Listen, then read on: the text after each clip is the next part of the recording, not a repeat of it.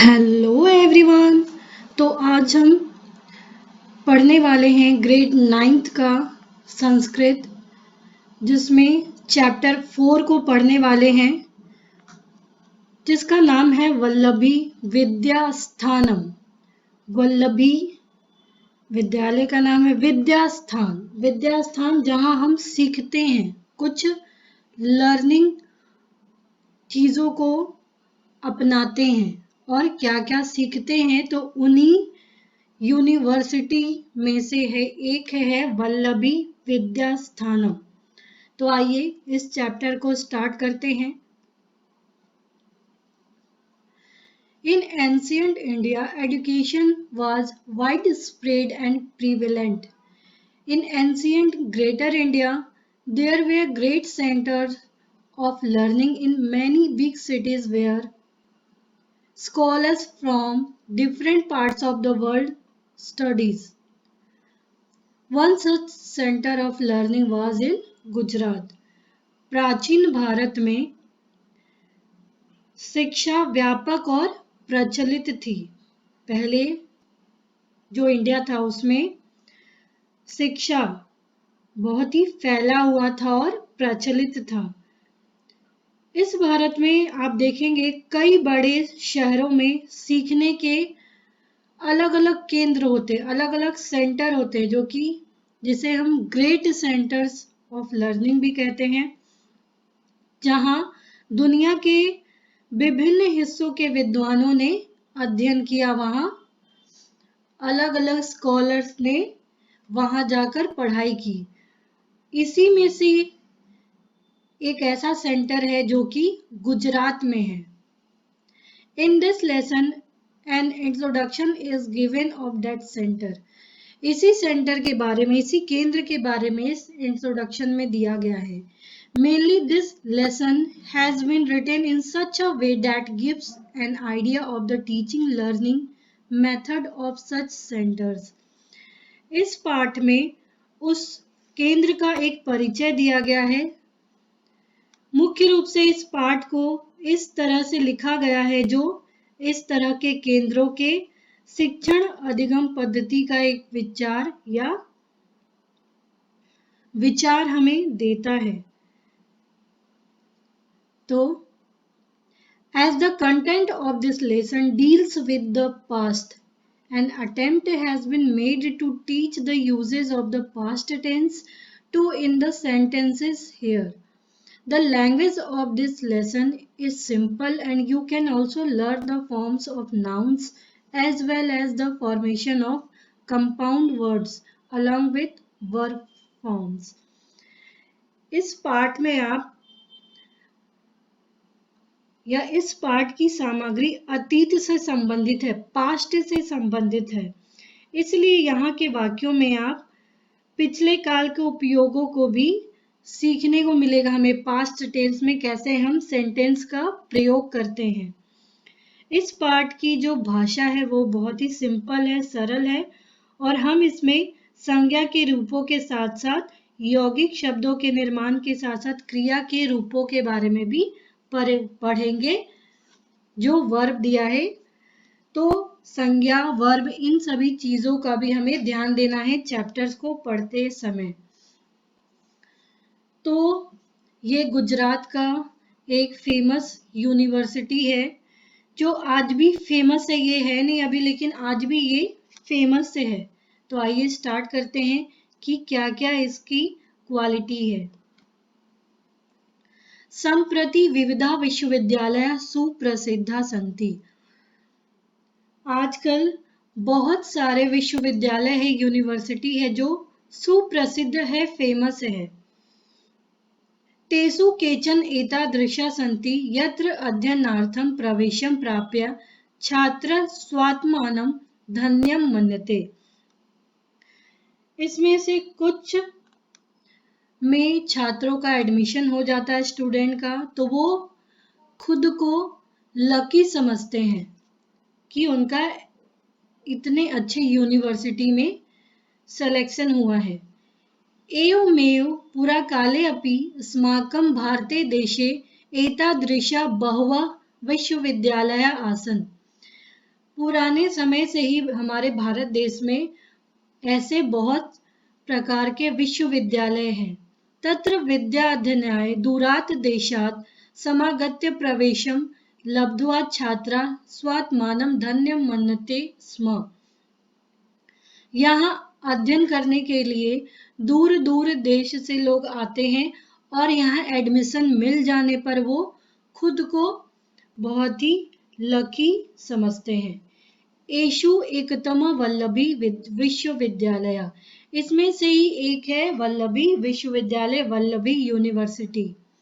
मगध राज्य यथा नालंदा आसीत् तथैव अत्र गुर्जर प्रदेशे वल्लभी आसीत्। मगध राज्य में जैसे नालंदा था वैसे ही गुजरात प्रदेश में वल्लभी था।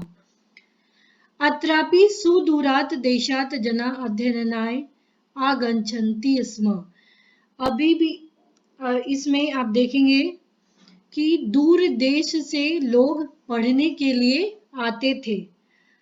अद्यतवे अस्मिन् दये गुर्जर प्रदेशे वर्तमाने भावनगरे जनपदे वल्लभी नामकं यदेकम् उपनगरं वर्तते तत्रैव प्राचीन काले वल्लभी विश्वविद्यालय आसीत्। आज भी हम लोग गुजरात प्रदेश में वर्तमान में जो भावनगर जनपद है, वल्लभी नामकम एक उपनगरम है, यहाँ पे उपनगर है। वहाँ अभी भी जो वल्लभी विश्वविद्यालय है वो भी अभी भी देखने को आपको वहाँ उसको मिलेगा।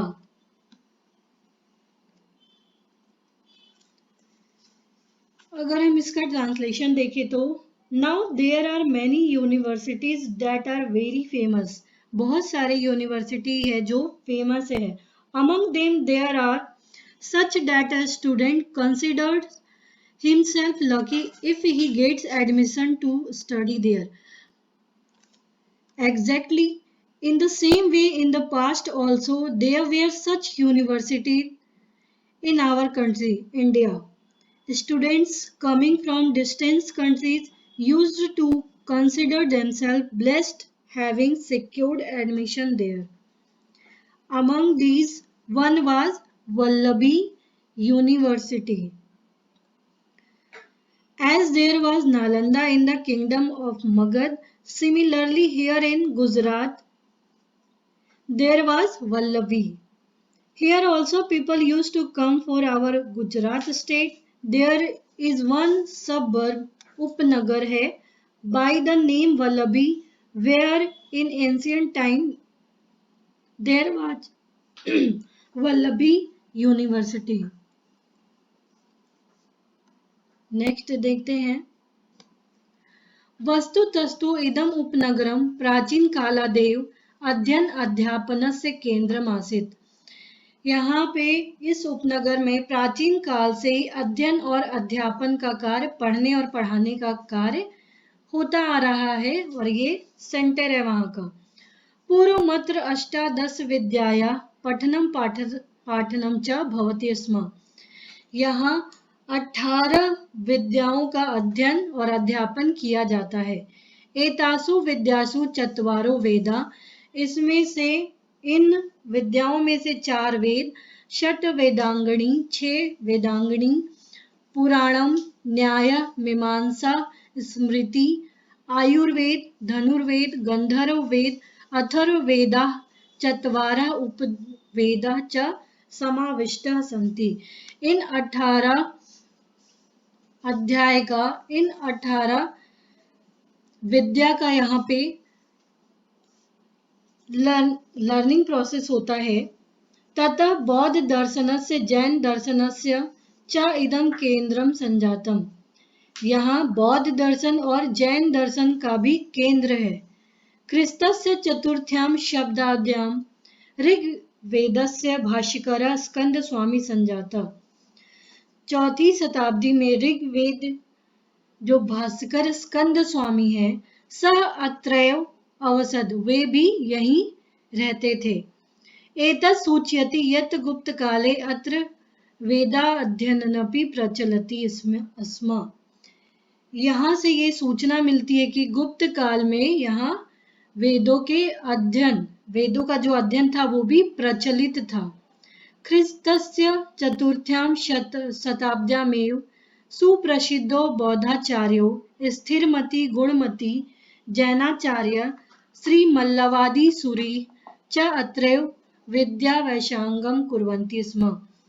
चौथी शताब्दी में जो सुप्रसिद्ध बौद्धाचार्य है वो है स्थिरमति गुणमति, जैन आचार्य है श्री मल्लवादी सूरि। इन्होंने भी यहाँ विद्यावैशांग किया था। Actually, this suburb was the center of learning and teaching from the ancient time. In the past here, the learning and the teaching of 18 Vedas used to take place. Among them were included the four Vedas, six Vedangas, Purans, Nyaya, Mimamsa, Smriti, Ayurveda, Dhanurved, Gandharved, Atharvaved, and the four Upavedas. Later, this became the center of Jain and Buddhist philosophy. In the center, in the 4th century AD, Skand Swami, the commentator of Rig Veda, lived. वो भी यहीं रहते थे स्कंद स्वामी. He lived here only. This indicates that in the Gupta periods, even the study of Vedas was going on. In the 4th century AD, only the very famous Buddhist teachers कौन थे? स्थिरमति and गुणमति and Jain teacher Shri मल्लवादी Suri were studying here only. उन्होंने भी यहाँ शिक्षा ग्रहण की थी. एतत् सूचयति यदत्र जैन बौद्ध दर्शनानामपि अध्ययनं प्रचलति स्म.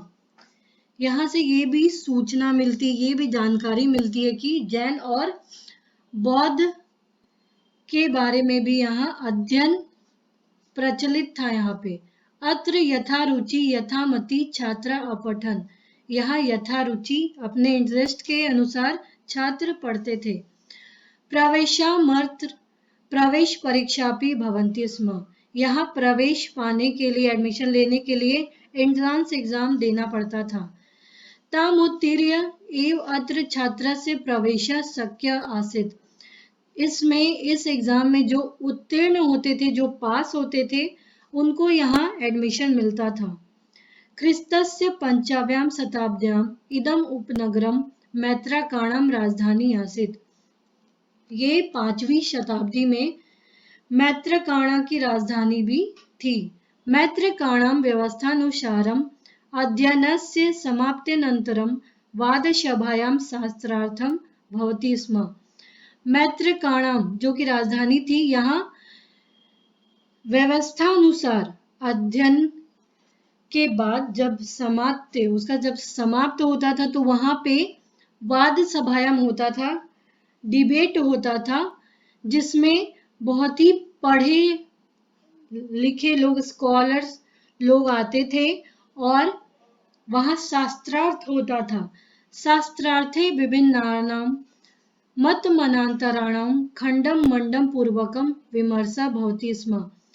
इस शास्त्रार्थ में विभिन्न प्रकार के लोग होते थे और वे अपने मत को, जिसमें कोई अपना पक्ष रखता था, दूसरा अपना पक्ष रखता था, उन दोनों में एक दूसरे की बातों को डिबेट करते हुए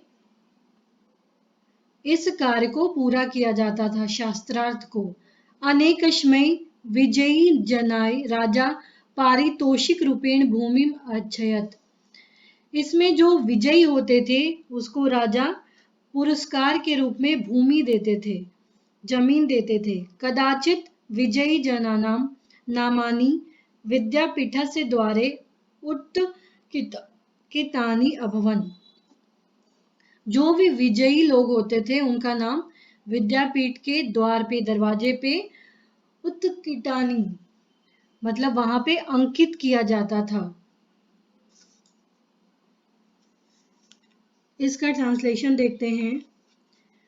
This indicates that the study of Jain and Buddha philosophies was also going on here.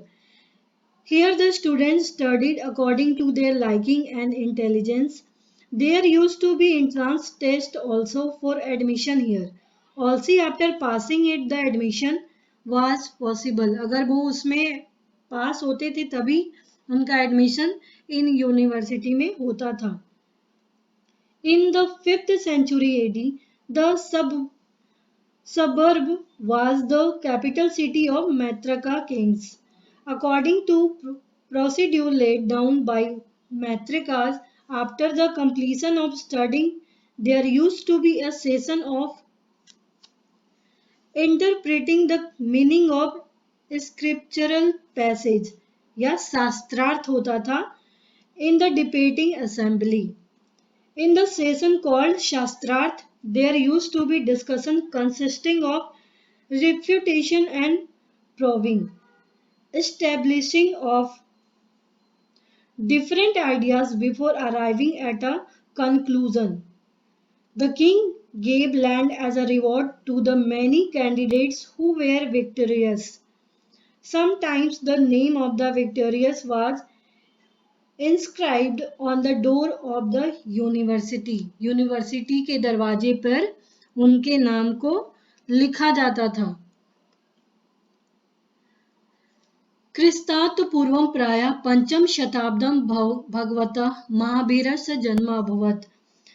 5वीं शताब्दी में भगवान महावीर का जन्म हुआ था. तस्मिन् काले भगवता महावीरेण यह उपदेशः प्रदत्त स आगम नामना प्रसिद्ध वर्तते. उस काल में भगवान महावीर ने जो उपदेश दिया था वो आगम नाम से प्रसिद्ध है.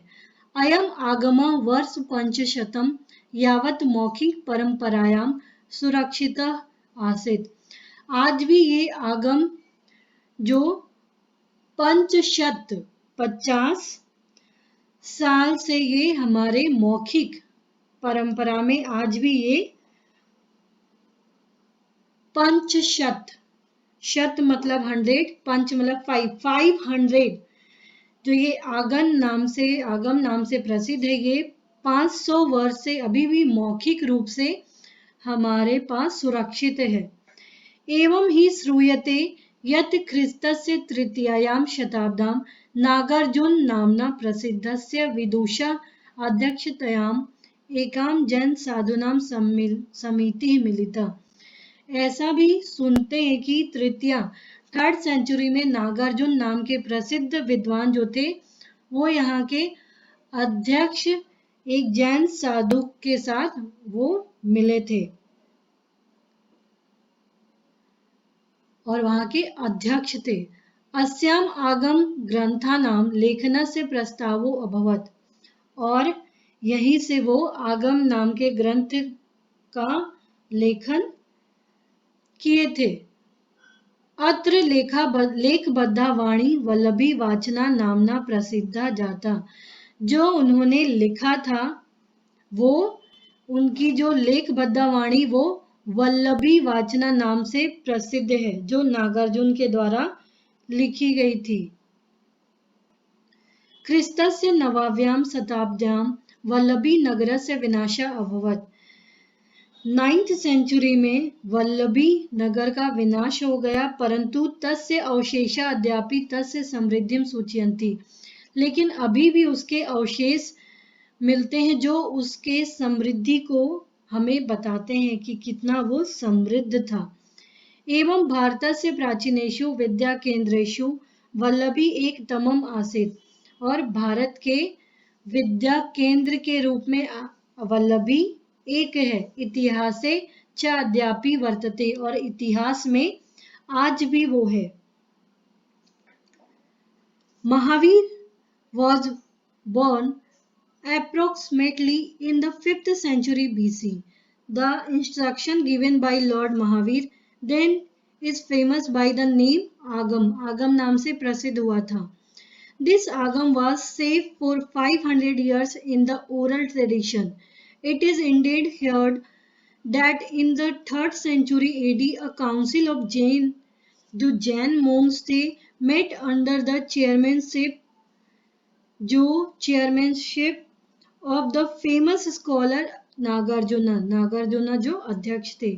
In this meeting, the proposal of writing down the Agam Granths was placed. Speech transcribed here became famous by the name Vallabhi Vachana. जो इनकी जो लेखबद्धा वाणी जो प्रचलित थी, जो प्रसिद्ध हुई, वो वल्लभी वाचना के नाम से प्रसिद्ध हुई. In the 9th century AD, the suburb of Vallabhi was ruined. But even today its remains indicate its prosperity. In this way, Vallabhi was one of the ancient centers of learning in India and in the history it still is. अभी भी ये हमारे इतिहास में सुनने को इसके बारे में मिलेगा. तो इस प्रकार से आपका ये चैप्टर समाप्त होता है. उम्मीद है आपको ये चैप्टर समझ में आया होगा. तो प्लीज़ आप इस वीडियो को लाइक और सब्सक्राइब करना ना भूलें. Thank you.